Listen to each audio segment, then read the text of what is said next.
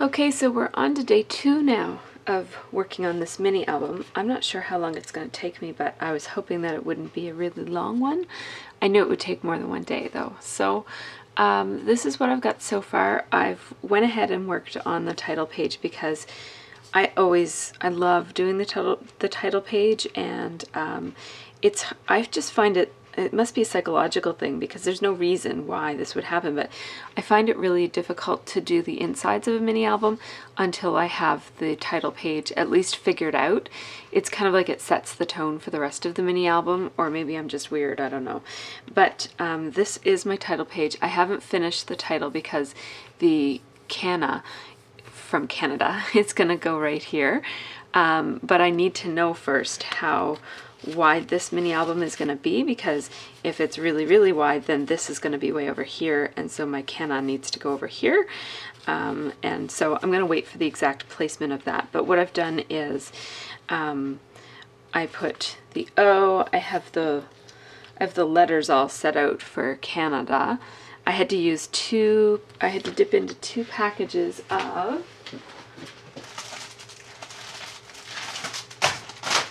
I had to dip into 2 different packages of this chipboard mini letters, Mix and Match Juicy, and it's from Sassafras. And I had 2 packages of these because I got 2 kits from a Deal a Day website that had like the chipboard and the little mini stacks and all the embellishments and stuff. So I was going to make some baby mini albums, which I ended up not doing. I used that stuff for, well, yeah, I made a squash book out of it. Anyways, so I had lots of them left over, but I really wanted all red letters, so I had to kind of dip into 2 packages. And then the other thing I had to do was, this A was actually a G, so it had a little tail on it like that. So I just cut it off with my jewelry pliers. And then I also used these thicker, I think that's pronounced Dolce, because they've got a really nice texture to them. And I want this mini album to be kind of vintage looking, but not grungy, and just kind of with lots of different texture and stuff. So I really like the look of that. So Canna is going to go down here, and then I'm not going to do much to decorate this. I took an adage tag, or an adage ticket, or whatever he calls them, and I stapled it here. But when I did so, I had to be really careful that I didn't staple right through this envelope here, right? So I had to stick my stapler in there to do it. And I stapled it there and there, and then I didn't adhere at the other place, but what I did do was I put it down on my scoreboard and made the score line so that it would kind of curl with this. And then I used my typewriter, and I need to get a new ribbon for my typewriter because it's really faint, but I kind of like the faint look of it. It says Westville Canada Day Celebrations 2011, and I'm not very good at lining anything up or figuring out the spaces, and the spaces on my typewriter actually makes things way too close together, so I'm not doing the carriage return. I'm just kind of manually cranking up the page to where I want it to be, so that's why it's kind of all weird spacing and stuff, but I think that looks kind of cool. I don't mind it. So, and I really like the look of this tag kind of going off the page. And then I didn't think I had any stuff for Canada Day, but in my Fancy Pants calendar set of stamps, I noticed there was a fall leaf that, if it were stamped in red, becomes a red maple leaf. So I stamped it on this vanilla Stampin' Up! Cardstock, and I cut out 2 of them. One for here, and then the other one is still on my Xyron little sticky paper. The other one I'm gonna actually put right there, but it kind of depends on where my Canada starts. So I'm just kind of hanging on to these things. The other thing I did was I pulled out some ephemera from the day. So I've got this Westville Canada Day Celebrations July 1st, and I just kind of distressed it because these were bright white, so I distressed it with antique linen, and then I went around the edges with fired brick, and I did that to both of them. And I also distressed the back just in case, because what I was thinking about doing was putting these like this and maybe stapling them to something and using them for a tag. I might even round the corners, I don't know. but I might use them in a different way too. I'm not too sure exactly how I'm going to use them. We had one lone ticket left over from our rides, so I just went around the edges with the red.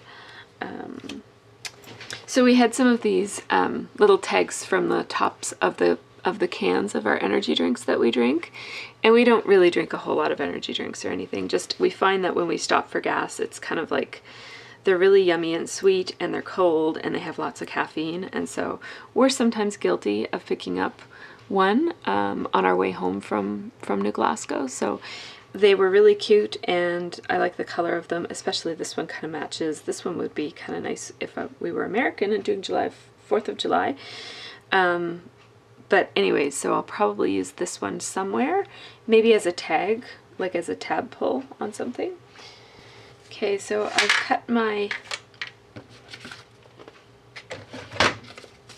cut 4 of my tags. Actually, hang on, no. I've cut 5 of my tags. 1, 2, 3, 4, 5. Okay, so I went with this paper here, which is, who makes this? The Girls Papery. No wonder it's so cool. I love that paper. Toil and Trouble. Okay, so this piece of paper is 5 by 12, and I'm just going to score it 3 times so that I can fold it. So I'm going to score it at 4 and 8. Oh, of course, I'm just going to score it twice to get it into 3 sections. So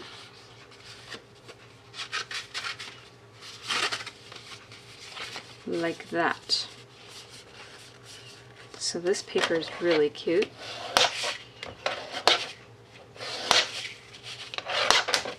So there's my 6th card, will be like that. So there are all my cards to go inside of my envelopes, just like that.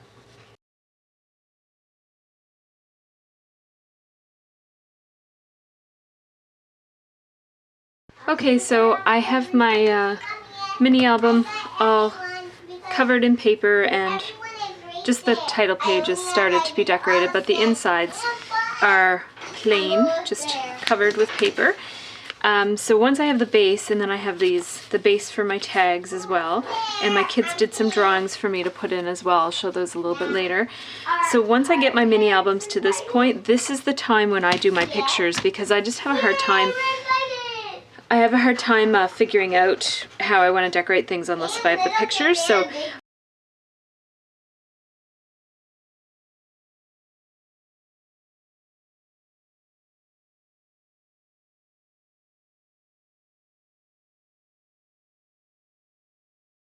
okay, so what I've done is I've taken my biggest pictures and I've put those on the backs of these pattern papers that will become my tags that go inside the pockets. And then what I did was, with all of my leftover photos, I kind of, before I show you this, I'll show you what I do, just my thought process. So I break my photos down into scenery photos, which are just pictures of the parade and the food and the clouds. And then these are people photos.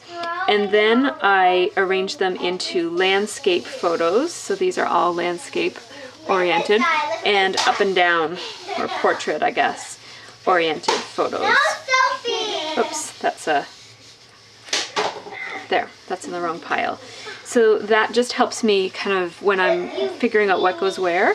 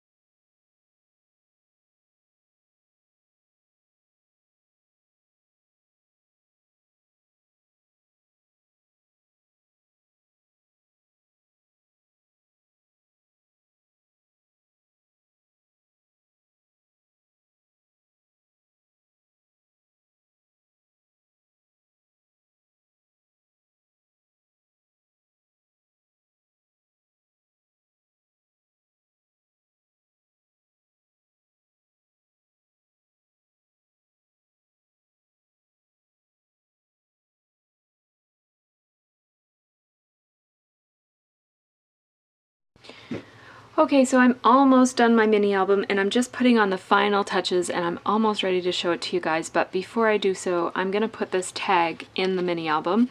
It says good fortune, today and tomorrow be with you, and then I put Canada Day 2011. And I'm going to put one of my daughter's drawings on the other side. I've sort of run out of room in my other tags, so I'm going to put a drawing over here, and I didn't want to sacrifice the binding that this came with. I could have just pulled apart this binding and put it all through my Bind It All again with a new O-ring to get this in there. But what I've decided to do instead is you're going to be able to see that, I think. What I did was I just snipped each one so that these make little L's. So I snipped each one, and then I'm just going to fit this into the binding. And this is fairly stiff, so I'm pretty confident that this will stay. Yeah, so that's what I'm doing. First I'm going to distress it and make it all match this, and then that's going to be probably my final touch, and then I'll come back and show you guys the final product.